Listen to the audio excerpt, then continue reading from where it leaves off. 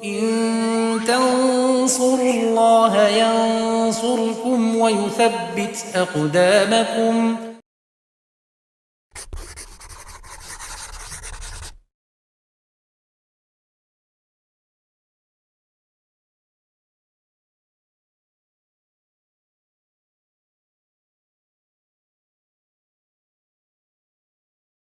Assalamualaikum warahmatullahi wabarakatuh. Ketemu lagi dengan saya Kak Hasan. Pada episode kali ini kita akan membahas tentang pemuaian zat cair ya. Kita akan lanjutkan pembahasan yang episode sebelumnya tentang pembahasan zat padat. Oke. Pemuaian zat cair ini hampir sama dengan pemuaian volume pada episode yang sebelumnya ya. Ini rumusnya hampir sama.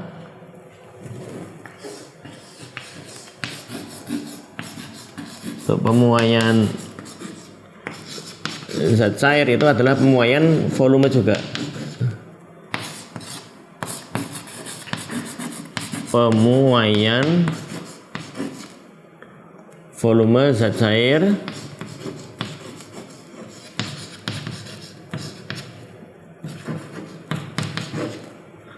akibat adanya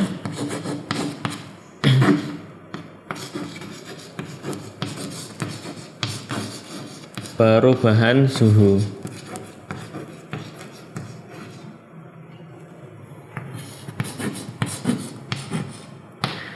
Nah, secara teori untuk pemuaian volume itu ketika air dipanaskan itu maka nanti volumenya akan makin besar, akan memuai makin besar.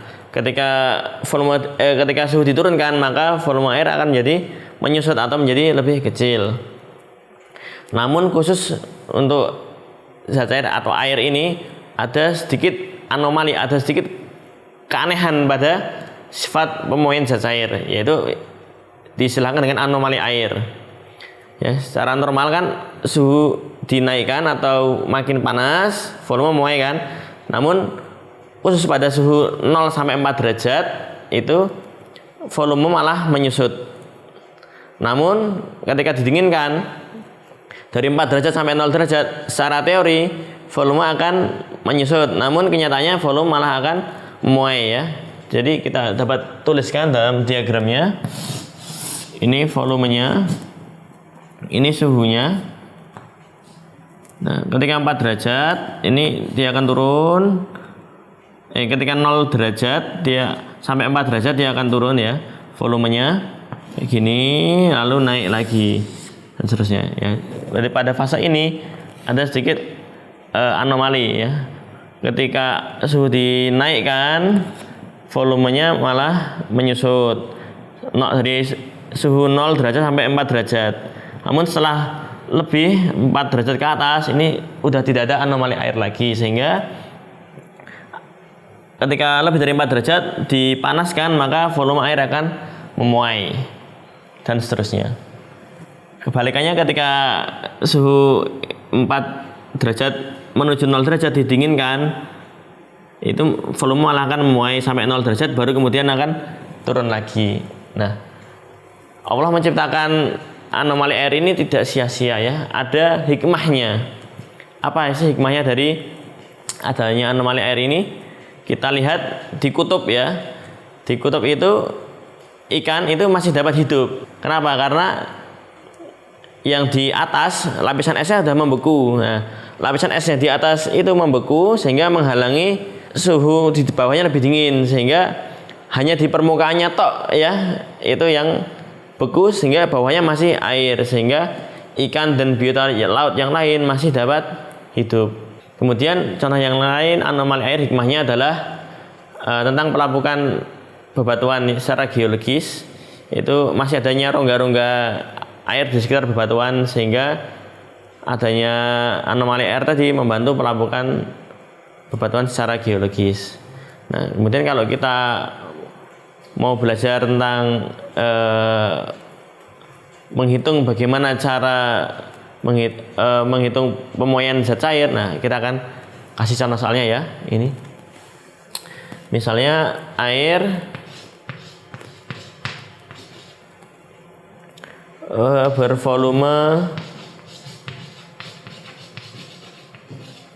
400 cm kubik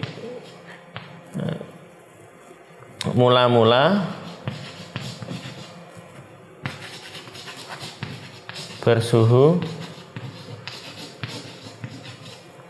25 derajat Celcius, lalu dipanaskan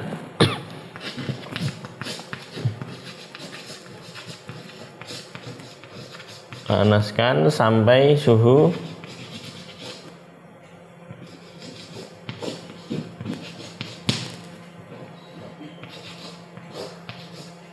75 derajat Celcius. Hitunglah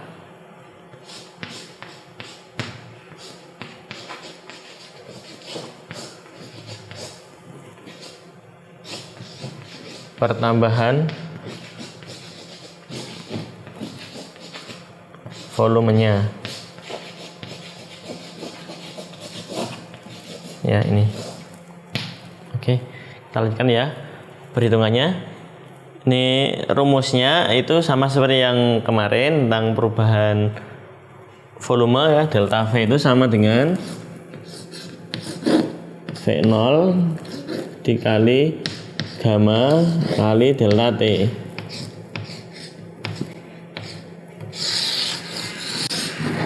Nah, ini V0 nya adalah apa ini? 400 ya. 400. Gamanya adalah ini 2 kali 10 pangkat min 4. Terus delta T nya dari 25 jadi 75 adalah 50 derajat. Nah, kita kalikan dulu 4 yang angka bukan 0 ya. Ini 2 kali 5 itu 10. 10 kali 4 jadi 40. Kemudian yang ini nolnya 2, nolnya 1, nolnya jadi 3. Yang ini 10 pangkat min 4, sehingga ini 4, yang ini 10 pangkat 1 tambah 3, 4 kurangi 4 habis ya. Jadi tinggal 4 aja, 4 cm kubik ya. Jadi pertambahan volumenya adalah 4 cm kubik. Lalu kalau misalnya kita lanjutkan, berapakah volume akhirnya? Volume akhir setelah pemuaian yaitu VT itu V0 ditambah delta V. Jadi V0 nya adalah 400 ditambah delta V nya adalah 4, sehingga hasil akhirnya adalah 404 cm kubik. Ini. Oke, ini ya. Ketika kita suruh mencari volume akhirnya, ya kita tambahin aja volume awal tambah perubahan volumenya, sehingga volume akhirnya menjadi 404 cm kubik. Oke, demikian pembahasan kita pada episode kali ini tentang pemuaian volume. Insyaallah kita akan lanjutkan pada episode yang akan datang tentang kalor. Ya, wassalamualaikum warahmatullahi wabarakatuh.